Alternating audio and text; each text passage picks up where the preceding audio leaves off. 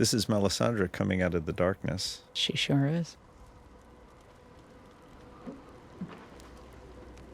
Originally, when we had this conversation, she was literally coming out of darkness. She was supposed to be coming out of just black, and then she would be revealed on the snow as we got into production of there's that shots. old problem of dark things in front of night sky at night. And a dark woman on a dark horse in front. It was a disembodied face just riding. And then they didn't want to see the face. So then we put snowy mountains all around so that we could control how much, at least of silhouettes, we wanted to see. The Night King is coming. The dead are already here. And the tricky thing with this overlook view is to see the good guys in Winterfell and suggest the army of the dead, but not show them all within frame. So we just let things go progressively darker to the screen left side, and then our hero characters ride into the dark and then disappear. Sounds easy, but it took a little while to get that right. And a lot of conversation about even this shot. How much do we see, how soon of the army of the dead? You know, if you see too much, they don't look frightening enough, oddly enough. So glimpses and then a giant tidal wave seem to be the right thing. Normally, I don't want to put my own voice in audio in these Blu-ray commentary clips because I think it's distracting from what they're saying. In this case, I want to make an exception because I want to clarify some things. That what you just saw was the VFX team openly pointing out that there were behind-the-scenes discussions that the screen was too dark to see anything. Even before this episode aired. Even before it ran into the issues of, well, online streaming through HBO Now has compression issues. There's a whole argument of, well, the master copies that they have in studio must look better. Doesn't matter. Even the VFX team looking at the master copies was complaining, this is too dark to see anything. This is a fact. Heard them say, originally it was so dark with black costumes with bad lighting on black horse against completely black void of night that it looked like disembodied faces walking around, if you could even see the faces. And on top of that, even in the battle scenes, it was black on black on black, to the point the VFX team made them change it so there are at least snow-capped mountains on the horizon line, so you can see some of the action, at least in silhouette. That's the phrase they use, at least in silhouette. Now, I made a longer, full video talking about all the darkness issues, which I'm going to link directly at the end of this. Please watch that as an extension of this, talking about the compression issues, all the other stuff.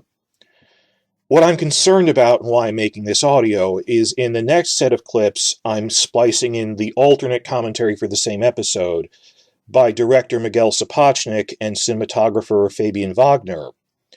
And there are points in it which some people have remarked on publicly before, where they're sort of joking and taunting that people were complaining about the darkness and that you can't see anything.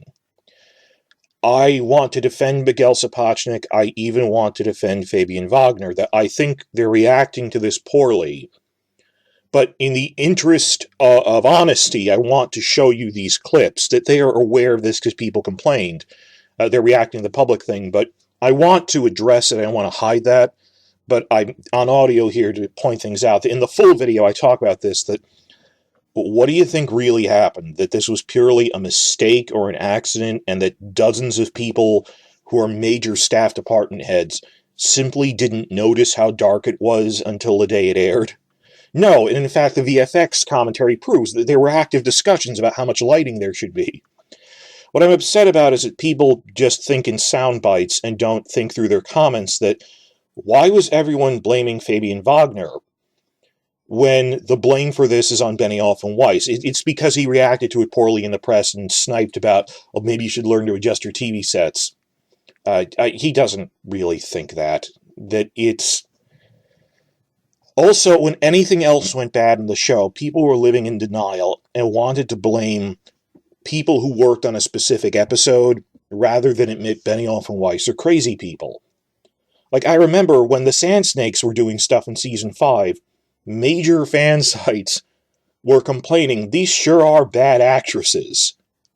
And we were trying to point out to them that this is inherently awful dialogue. How can you blame the actresses? This is something bad that was done to them by the writers. And they didn't want to hear it. So I see the same thing going on. It's not so much I want to exonerate Fabian Wagner as don't let Benioff and Weiss off the hook for this. That the cinematographer is no more at fault than the production crew who had to slave over building that trench, or real trebuchets they simply abandoned. Anyone who had to build things and be there working on it, there was no way they could fight Benioff and Weiss's absurd orders on this.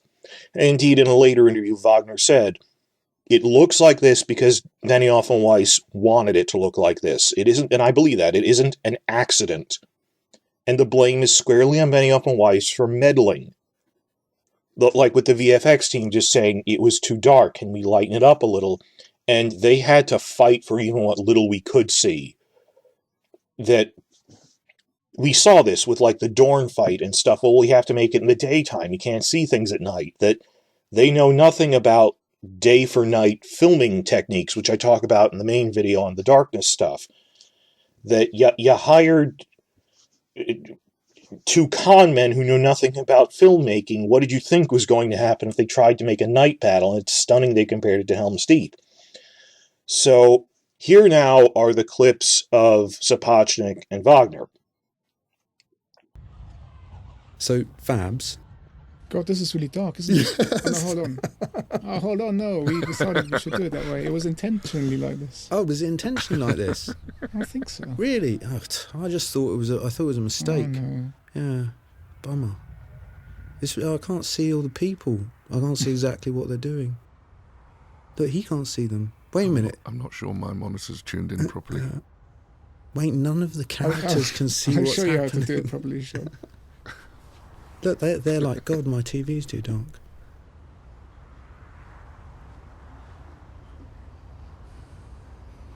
He's really pissed off that he can't see anything. Get a bad TV. Do you remember what I used to basically stand there and we went through all of the actors in front of all the extras and they all had to change because we didn't have enough extras and we had like 300 people standing there with all the actors in front of them and I would tell them the story of what was happening for this entire sequence from beginning to end. And we had 5 cameras or 4 cameras on them and they would all plan to do certain things at certain times and I would talk to them and I remember by like the 4th or 5th time and I really felt like every time I had to change the story up so it sounded interesting, I started to wonder what it must sound like to the rest of the world when they can't see anything, but if you're driving past you can hear someone telling a story on a gigantic microphone that doesn't make any sense. Yeah. I thought you did a really great job talking to all the extras. I thought they did a really great job responding. They did. That was the White Wave. Maybe some CGI there. Like 6 months of preparation and 2 seconds on screen. Oh wait, I can't tell who's being killed. That's probably because we were shooting this over maybe 3 months and some of it was on location, some of it was on green screen, some of it was on stage. Oh, it was all over the place. It was a good mixture. Yeah. I wish I could tell what was going on though. Wait, it's chaotic for a reason. I never thought you'd going to use that shot with the shadows on the wall, but it works really well. It worked really well. Nobody said anything. I think it was because you could see stuff. This is where the Hound this is where he props a bench or a chair up against 3,000 that should lights trying to break through the door. And he does it very gently as well, Yeah. I just got to say. He just says, I'm just checking that stable. Now that was kind of annoying, but what I want to stress is this was Sapochnik and even Wagner at their lowest ebb. That, imagine if I took a clip of you guys out of context really complaining about something, or a family member, that what I realize is, based on other interviews, Sapochnik is one of the people who has been complaining about Benioff and Weiss the most, who we are grateful for, who's been giving us the most ammo about really how incompetent they are. And a big video I'm going to go through later is in June of 2019, a month after the finale, Sapochnik gave a big 2-hour podcast interview with IndieWire where he was openly critical. I mean, that is one of the best interviews we've ever had from someone that close inside production, talking about how incompetent they were. And even in season 6, he was one of the few people willing to say they didn't, know how 70 horses are supposed to work, and how absurd it was. So, you're seeing Sapochnik really hurt by this, and because he can't... I've seen this in abuse. I grew up with domestic violence, and I'm really ashamed that when you can't yell at your abuser, you snipe at each other. You turn on each other. That how many of us have been, Sansa fans blaming Daenerys fans blaming Sansa fans, or anyone in between of, it was a badly written season by Benioff and Weiss. That Sapochnik and Wagner, they knew it was bad. In other interviews aside from this, they said Benioff and Weiss told us to make it like this. But because in the Blu-ray commentary itself, which will be heavily scrutinized by their in-house production staff, they can't yell about Benioff and Weiss.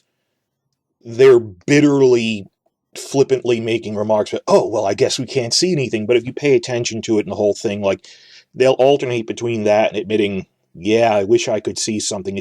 You can hear the hurt in their voice, and that they can't talk about this is absurd darkness and wasted 55 days of night shoots that broke limits we didn't even know we had physically. The pain in there. So I wanted to show this, to be honest, the parts with Sapochnik and Wagner, that it's not even consistent. They alternate between, maybe you should get a better TV set, and no, it's supposed to look like this, without settling on one or the other. They're angry, and they can't yell about Benioff and Weiss. And I don't blame Sapochnik. I do not even blame Fabian Wagner. Even now, he is not a neophyte. He has a long movie career.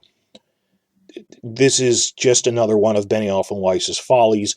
Let's keep the direction of our anger consistent. And they've said in other interviews, it looks like this because it's supposed to. And when I say limits they didn't know they had, and just the suffering they went through under these men, in the IndieWire interview, Sapochnik talks about, he says, word for word, filming Battle of the Bastards was such a strain that it came in serious danger of destroying my marriage. He said it almost destroyed my marriage. Because of all the other stuff I talked about in other videos of how incompetent they were, they gave him absurd orders, the work schedule was ridiculous. And I'll splice this in here. In this same commentary, he also says, after these 55 days of night shoots, which in other videos he's complained about, just not in the Blu-ray, like the last watch thing, he was really admitting this is a stupid idea. After all these 55 nights of shooting, which were worse than the Battle of the Bastards filming, just exhausting, he came home and his daughter got scarlet fever to the point she had to be hospitalized. Let me edit that in here.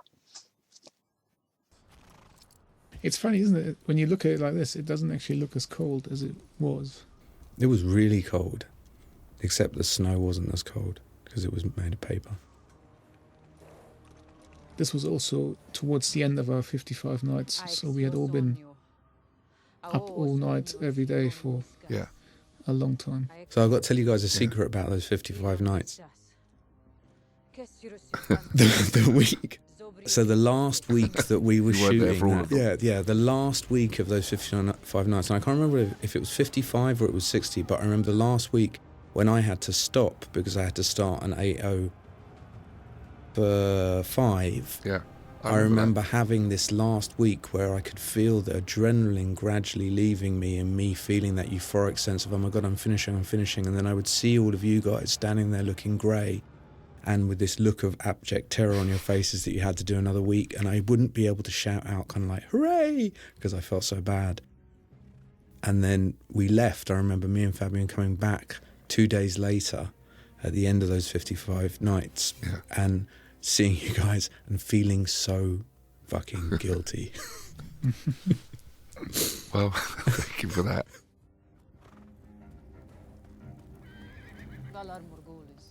When Chris Newman, who directed these bits, didn't he, these last bits, when he actually called it on the final 55th night, there wasn't even a ripple of applause.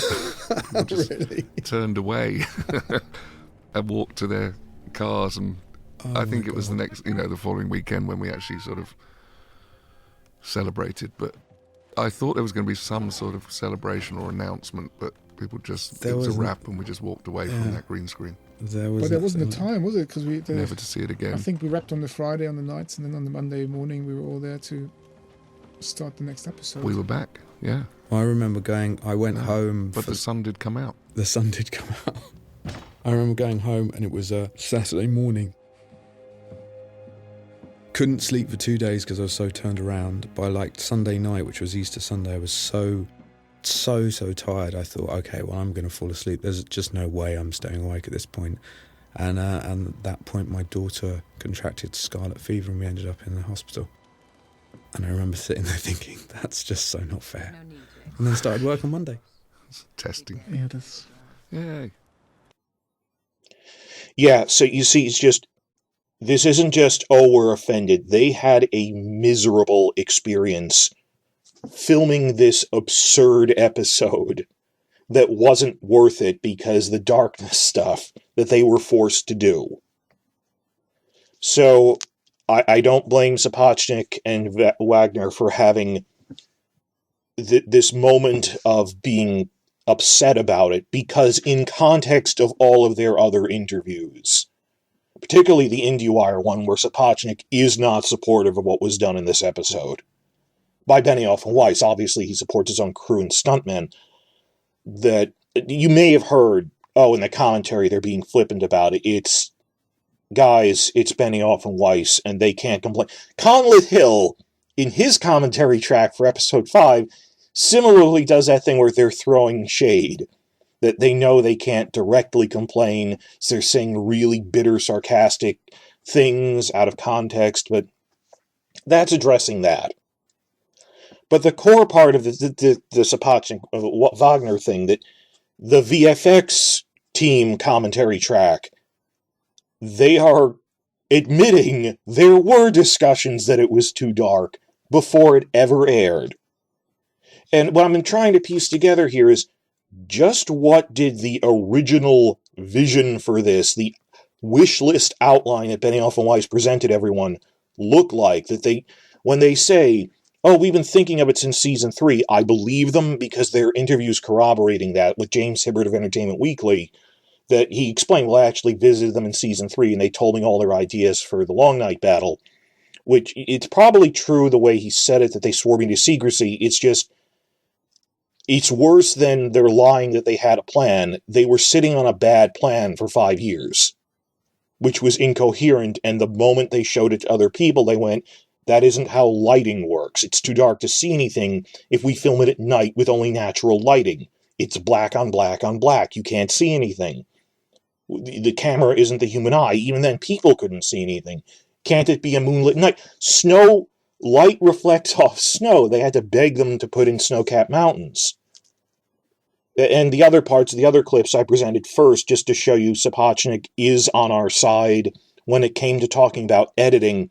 Originally, I was going to put the darkness one first, now I'm putting it last, to show you the video preceding this where he's saying, which is shocking, they wanted to film this as nothing but continuous long takes. I filmed it like that, but against their wishes in the editing room, I intercut it again to make it look like something vaguely resembling a television episode, a real action scene. So this is the same guy who is admitting this is absurd to the point I had to re-edit it. That they were dealing with visual problems like that you didn't plan out. That isn't what pacing looks like. This isn't how battle plans look like, with the trench, abandoning the catapults, all of that. That there were discussions about, it's just disembodied faces against the black void. Or can we at least put in snow so you can see outlines? That they knew there were problems. And before it ever aired, it wasn't that much of a surprise to the production team. It was a surprise to Benioff and Weiss and the cast, who aren't looking at it through cameras. And if anyone tries to bring up, oh, it should look like... There were complaints behind the scenes. There's a lot more I want to talk about on just what the heck did the original version of the Long Night Battle look like. I want to move on from this to the next set, but I'll talk about that more once I've fully gone through the IndieWire interview, because Sapochnik says a lot more about other things that went on, about just how absurd this was.